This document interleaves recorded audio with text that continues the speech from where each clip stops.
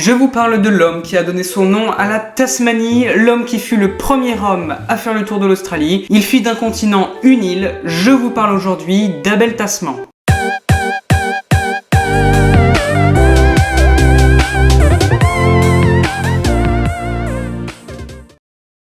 Mais avant de commencer, n'oubliez pas de liker cette vidéo et de vous abonner à ma chaîne YouTube en activant la cloche des notifications. Chers amoureux de l'histoire et amis du présent, bonjour.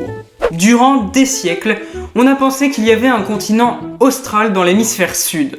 Des navigateurs comme Magellan ont cru apercevoir cette fameuse terre pourtant inconnue.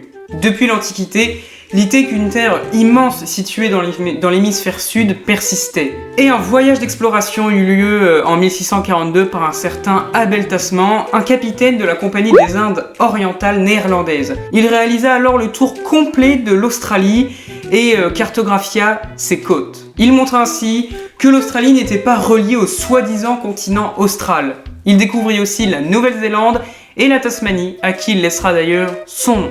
C'est exactement le 13 août 1642 que Tasman reçoit des instructions très claires et très précises. Il doit trouver ce mystérieux continent austral que l'on suppose très riche et que depuis des siècles les explorateurs veulent trouver. Cette terre inconnue, nommée Terra Australia Incognita, était censée se trouver en plein milieu du Pacifique. Tasman avait pour mission de prendre possession de tout le continent et de toutes les îles découvertes.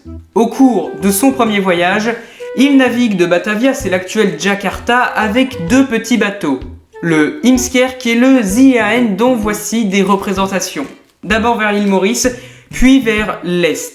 Il manquait ainsi l'Australie qu'il cherchait donc à atteindre, mais il découvrit l'île de Tasmanie. Après une assez courte exploration de l'île, il continua à naviguer vers l'est et découvrit l'actuelle Nouvelle-Zélande, qu'il appela Staten Land, pensant qu'elle était reliée à un morceau de terre de l'Amérique du Sud. Puis il navigua vers le nord. Passé la pointe nord de l'île méridionale, il jeta l'ancre dans une baie, où lors de l'unique rencontre qu'ils eurent avec les Maoris, 4 de ces hommes furent tués. Ne pas oublier tout de même que les Hollandais ont tiré sur les Maoris, donc ils n'ont pas forcément le bon rôle non plus. Voici d'ailleurs la description que Tasman fera plus tard de ces hommes. Ils avaient des cheveux noirs attachés juste au-dessus de la tête, de la même façon que les Japonais les portent, eux derrière la tête, mais leurs cheveux étaient plus longs et plus épais. Sur la touffe de cheveux, ils portaient une grande et large plume blanche, ils étaient nus des épaules à la ceinture.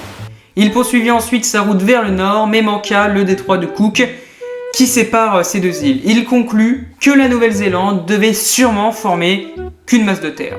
C'est donc Abel Tasman qui, le premier, a fait le tour de l'Australie en 1642 et en a dessiné les côtes, prouvant ainsi qu'il s'agissait d'une île et non d'un continent.